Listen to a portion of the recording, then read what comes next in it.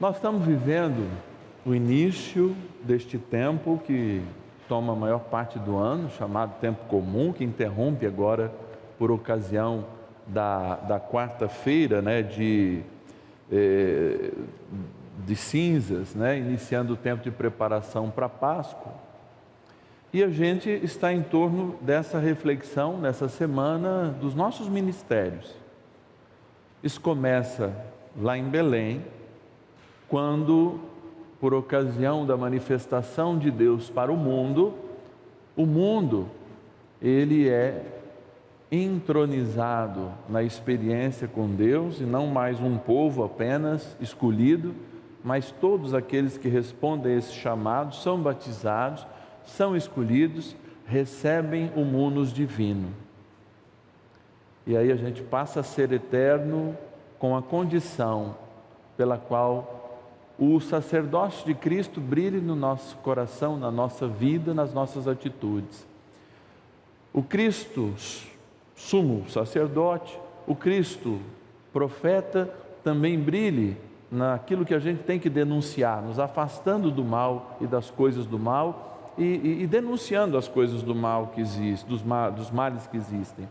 E o terceiro é o seu poder régio, ou seja, a capacidade de cuidar, porque Jesus usa o seu poder para o cuidado, para sarar, para estar com aqueles que estão distantes, para fazê-los suas ovelhas, para estar com aqueles que estão com o jugo pesado, para estar com aqueles que de fato são como ovelhas sem pastor, que estão na desesperança. Muito bem.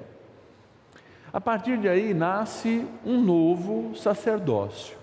E a comunidade cristã, ela está configurando esse novo sacerdócio, que não está mais em homens que nasceram para aquilo a partir de um gene, mas para homens que nasceram para aquilo a partir de uma escolha.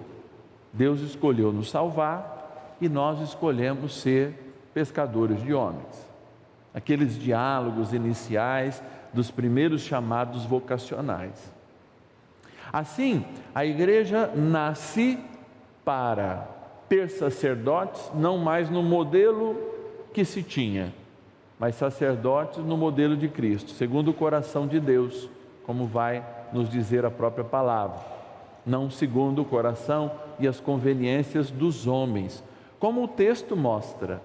A proximidade dos fariseus, que eram aqueles que cuidavam do templo, e os partidários de Herodes, que eram aquele rei que não era judeu, mas era o rei da Judéia, enfim, que estava ali em comum acordo com os romanos, servia meio como que um dedo duro daquelas pessoas, como era comum os romanos fazerem nos seus lugares. Tudo isso é o quadro que se tinha naquela época. Então, você tinha um sacerdócio que era desnutrido na sua eficácia, de levar Deus ao povo e de trazer o povo a Deus. Você tinha uma profecia que estava amarrada com as conveniências, indiretamente, do império. E você tinha um cuidado que não era feito, porque se o que é mal não é extirpado, e o que é dor, o que é ferida não é cuidado, você não está de fato exercendo o seu verdadeiro reinado, ou seja, o seu verdadeiro chamado. Então, o sacerdócio de Cristo, ele vai se configurar em toda a eternidade, quando o bom Deus, ao olhar para a humanidade, sabendo que a gente iria pecar, como diz Santo Agostinho, naquele cântico que a gente faz na Sexta-feira Santa, e depois é lembrado no sábado, aliás, da proclamação da Páscoa. Bendito pecado que nos trouxe tamanho Salvador.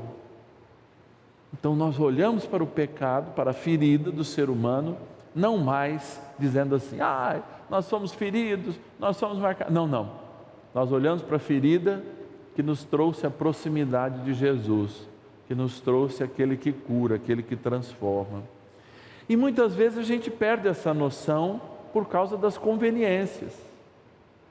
Jesus estava numa sinagoga A sinagoga não era só um lugar de oração, era meio que uma câmara municipal onde se discutia, onde se também rezava aos sábados, mas ali se discutia os problemas da comunidade. Olha, tem um cano de água vazando, olha, as nossas crianças estão fazendo muita arte, olha, tudo isso era discutido lá. Mas também a experiência de fé para aqueles que estavam distantes do templo fazia com que eles lessem a palavra, fizessem o cântico dos salmos todos os sábados, reunidos naquele dia em que Jesus, de fato, no diálogo e travando um diálogo com a própria humanidade, diz: o que é mais importante, sempre fazer o bem ou fechar a torneira do bem quando a gente está rezando? Isso é muito interessante, porque fala muito do sacerdócio de Cristo. Por exemplo, a minha comunidade paroquial tem um trabalho com os irmãos de rua. Todos os dias eu ouço que é como enxugar gelo. E aí todos os dias eu dou a mesma resposta. Se alguém não enxugar a água do gelo, muitos vão tropeçar. Então é claro que nós não somos diretamente responsáveis pelos irmãos que lá estão, não somos, mas nós somos responsáveis por distribuir o amor e a cura que nós recebemos. Então a gente os toca, a gente os ama, não com as nossas forças, mas com a graça e a força do nosso batismo. E quando a gente não vive isso, e eu vejo pessoas que estão ficando hoje desigrejadas, porque passaram uma vida, segunda-feira rezando, terça-feira rezando, quarta-feira rezando, quinta-feira rezando, sexta-feira rezando, sábado rezando, domingo rezando, e não tocaram a ferida do irmão, não enxugaram o gelo. E aí a pessoa insiste na conversa e eu digo assim: você sabe por que é bom enxugar gelo? Porque Deus enxuga o gelo da gente todo dia. Por exemplo, Ele não fez uma quaresma só, mas repete essa quaresma todo ano. Seria isso enxugar gelo? Não. É ter misericórdia, é exercer algo que é eterno. Então, a profecia que é eterna, ela faz aquilo que eu falei no início. A gente acredita no impossível para fazer o possível. Eu não posso acabar com gelo, mas minhas mãos me pedem que eu enxugue a água que dele derrama, para que outros não caiam. Então está ao meu alcance a consequência de algo que nós não somos diretamente responsáveis, mas nós somos, sim, responsáveis pelos novos que podem cair ou pela água que cai. Quer ver o que é um sacerdócio engajado? Um é aquele que abandona, outro é aquele que deixa as 99 e vai atrás. Isso não é só pastoreio, isso é cuidado. Olha, um sacerdócio engajado, aquele do bom samaritano, que não importa qual era o motivo da machucadura do homem que estava à beira do caminho, o que importava? Ele ser curado, ele ter um lugar para se sarar. Então, amados, nós no mundo, nós não dependemos de conveniência e não há nenhuma lei, inclusive dentro do direito canônico, que nos impede de fazer o bem sem olhar a quem, como a gente diz o ditado.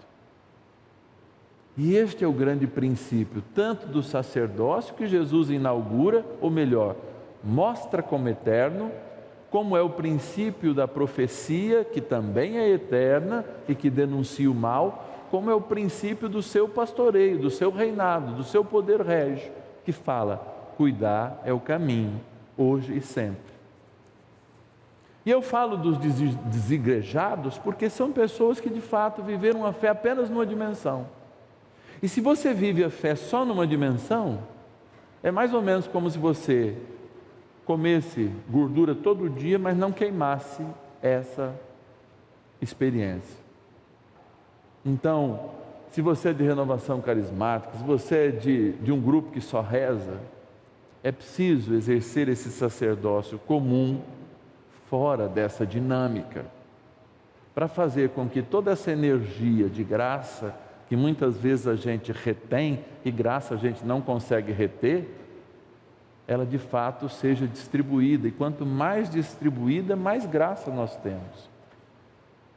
E se você é do grupo do terço, não pode deixar de rezar o terço sem olhar para aqueles que mais precisam.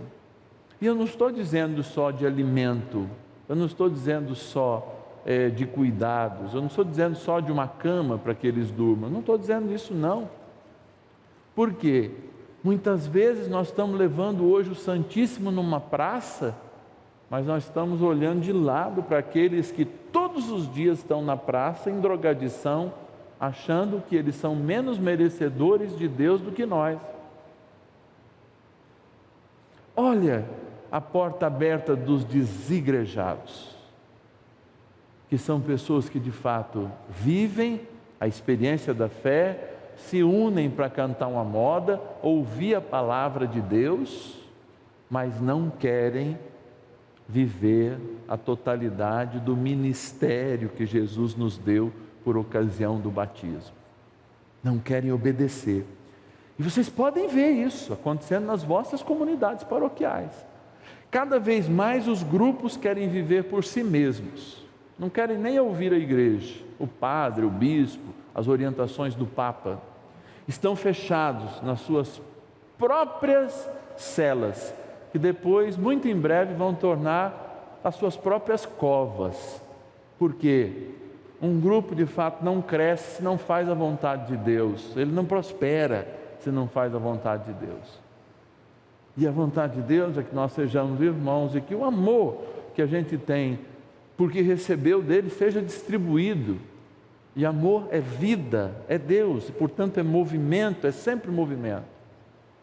Então nós temos que de fato fazer essa experiência hoje, de viver uma fé sacerdotal, uma fé que nos une a Cristo, nos une a nós mesmos e nos une aos irmãos.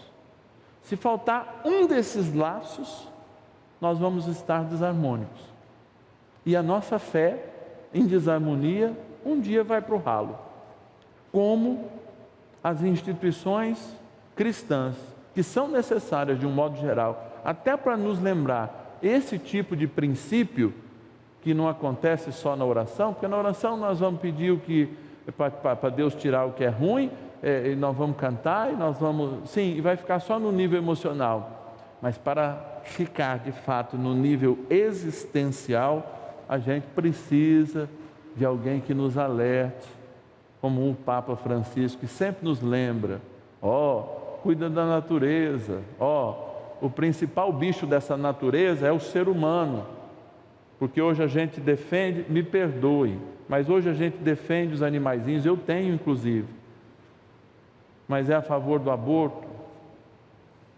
de um ser humano, né? Hoje a gente tem essa incongruência. Eu acho que tem que defender os animaizinhos e sobretudo o ser humano, desde a sua concepção até a sua terminalidade natural. Nós estamos deixando o mundo construir a sua cultura, fazer com que a gente brigue com os sacerdotes, com a instituição, que a gente viva uma fé por nós mesmos e acabe destruindo justamente os princípios que nos ligam a Cristo, a nós mesmos e aos irmãos, que é de fato uma exigência, uma condição. Não há fé quando uma pessoa está sozinha, não há presença de Deus. Pode até haver fé, mas a presença de Deus é marcada onde dois ou mais, e a presença de Deus é rica quando estes dois ou mais encontram aqueles que estão caídos pela rua e tocam em cada um deles como se fosse o Cristo. Aí a igreja, ela vira igreja, e aí os cristãos se tornam verdadeiramente cristãos, E aí a gente começa de novo a amar a instituição que nos reafirma em Cristo, que nos dá a Eucaristia, que também toca o nosso emocional, mas que pelo nosso coração faz com que os nossos pés e as nossas mãos estejam bem grudados às realidades que a gente tem que sarar, que curar, que transformar, se verdadeiramente nós somos cristãos e se vale a pena carregar esse nome. O sacerdócio de Cristo é uma responsabilidade de cada um de nós, portanto, vamos ficar sempre e cada vez mais atentos. Louvado seja nosso Senhor Jesus Cristo. Para sempre seja louvado.